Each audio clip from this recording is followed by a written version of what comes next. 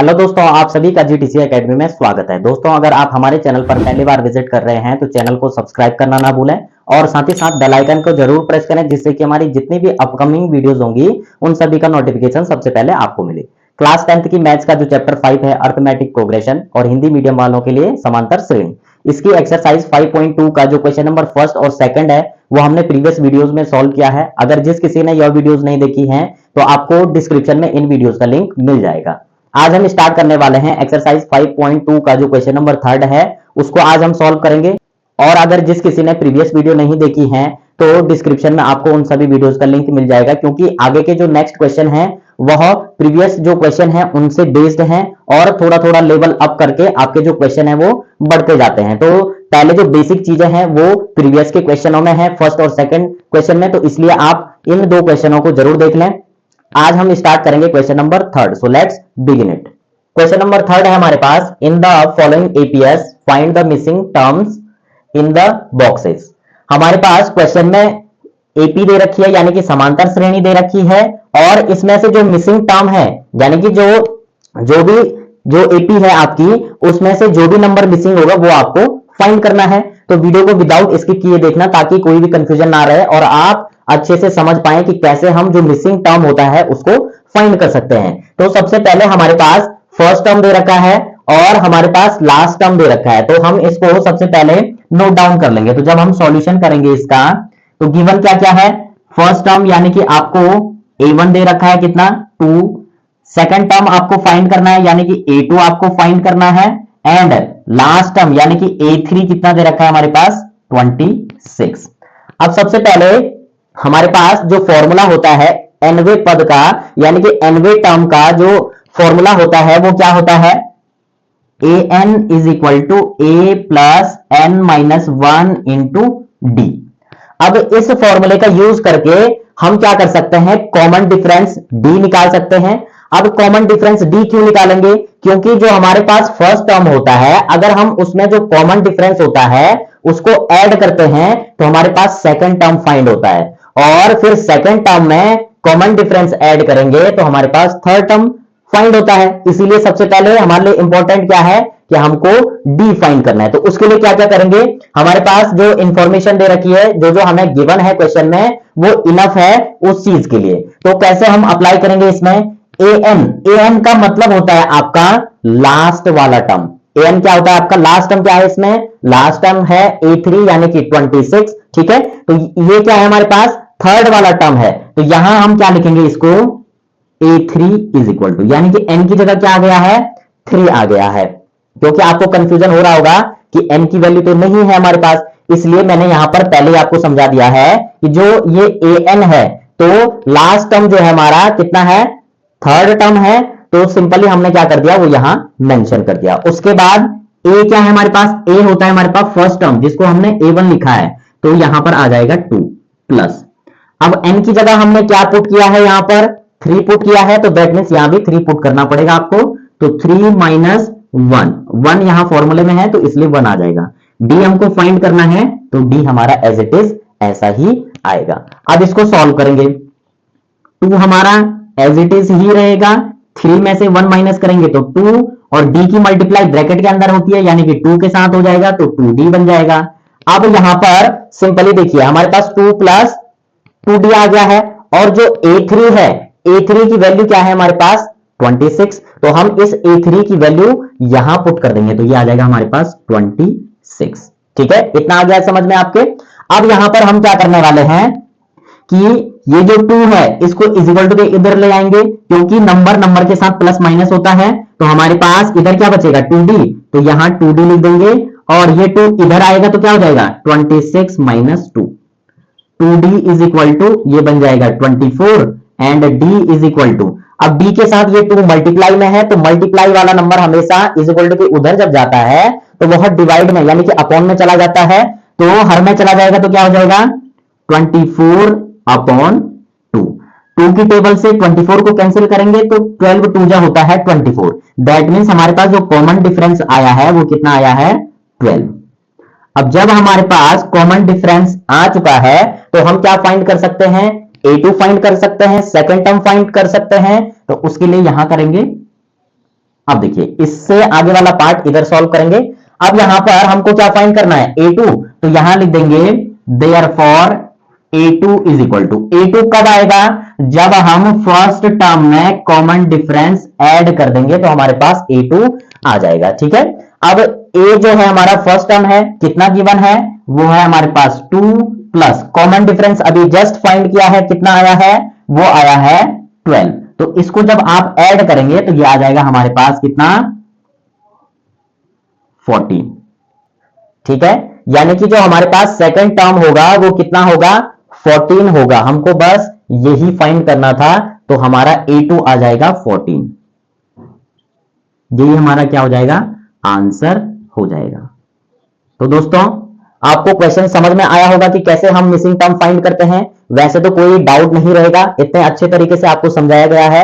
अगर किसी को एक बारी में समझ में नहीं आता है तो वह एक दो बार वीडियो को देख के अच्छे से आपको समझ में आ जाएगा, क्योंकि कई बच्चे ऐसे होते हैं जिनको एक बारी में कैलकुलेशन समझ में नहीं आती है। जब आप एक दो बार खुद से भी प्रैक्टिस करेंगे तो 100% है आपके समझ में आ जाएगा। अब बढ़ते हैं हम इस क्वेश्चन के सेकंड पार्ट की तरफ। क्वेश्चन नंबर 3 का सेकंड पार्ट है हमारे पास। फर्स्ट टर्म हमको फाइंड करना है, सेकंड टर्म गिवन है, थर्ड टर्म को भी फाइंड करना है एंड फोर्थ टर्म हमारे पास गिवन है। तो आपको क्या बताया फर्स्ट पार्ट में कि जितने भी चीजें हमें गिवन है उनको नोट डाउन करेंगे एंड देन सबसे पहली जो प्रायोरिटी होगी हमारी, उसमें क्या फाइंड करना है हमको, कॉमन डिफरेंस यानी कि डी फाइंड करना है।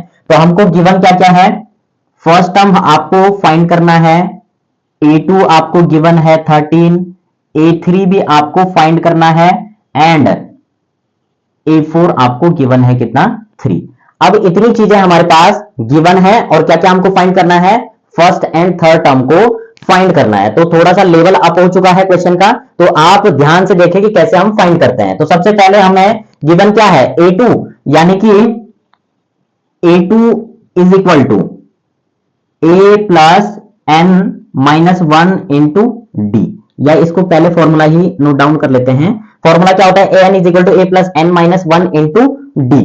तो हमको d फाइंड करना है, तो कैसे फाइंड करेंगे, इसके लिए एक ट्रिक है। कैसे, a2 वाला जो टर्म है पहले इसको सॉल्व करेंगे। ठीक है, क्योंकि जैसे हमने फर्स्ट क्वेश्चन सॉल्व किया है उस हिसाब से नहीं होगा, क्योंकि इसमें थोड़ा सा लेवल अप हो चुका है। तो आप वीडियो स्किप किए देखना ताकि आपको अच्छे से समझ में आ जाए। तो यहां पर a हमको नहीं पता है, फाइंड करना है, प्लस n की जगह 2 हमने यहां पुट किया है तो यहां भी 2 पुट कर देंगे और बाहर हमारा d आ जाएगा।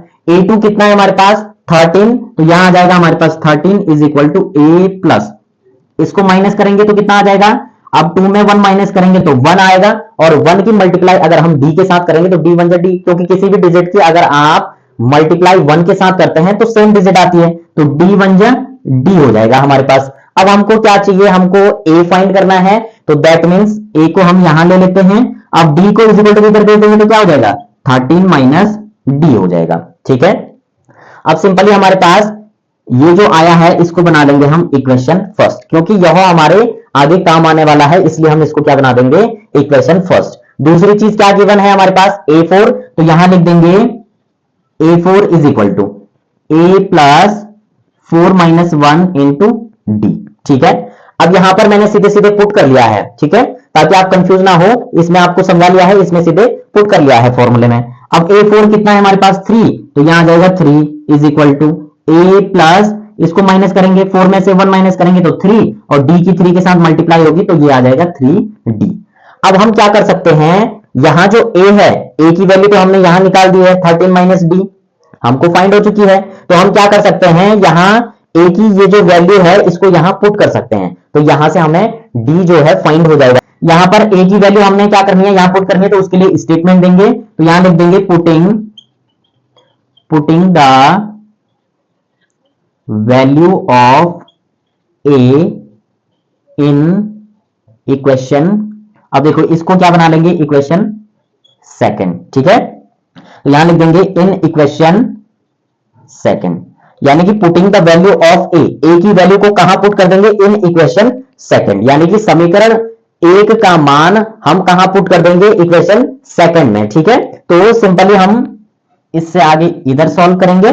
अब यहां पर a की जगह क्या आ जाएगा हमारा, 13 माइनस d, तो यहां आगे हमारा 3 है, 3 इज इक्वल टू a की जगह हमारी ये वाली वैल्यू आ जाएगी, तो यहां लिख देंगे 13 माइनस डी और फिर क्या है प्लस 3d, तो यहां लिख देंगे प्लस 3d। ठीक है, अब ये जो 13 है आपका इसको इज इक्वल टू के इधर भेज देंगे और d वाला d के साथ प्लस माइनस हो जाएगा, तो 13 वाला इधर आ जाएगा, तो ये हो जाएगा हमारे पास 3 माइनस 13 इज इक्वल टू, अब यहां पर ये d माइनस में है ये प्लस में है, तो प्लस माइनस का माइनस हो जाएगा, यानी कि सिंपली हमारा क्या आ जाएगा 3d में से 1d को माइनस करेंगे तो ये आ जाएगा हमारे पास 2d। अब सिंबल आएगा बड़े डिजिट का, प्लस में है तो यहां हम प्लस लिखते नहीं है इसलिए हमारा 2d आ जाएगा। अब हमको d की वैल्यू फाइंड करनी है तो हम क्या करेंगे 2d को यहां लिख देंगे और 13 में से 3 को माइनस करेंगे तो कितना आ जाएगा हमारे पास, ये आ जाएगा हमारे पास 10, लेकिन माइनस का -10। ठीक है, d की वैल्यू चाहिए तो d इज इक्वल टू क्या हो जाएगा -10/2, 2 से 10 कैंसिल हो जाएगा तो d आ जाएगा -5।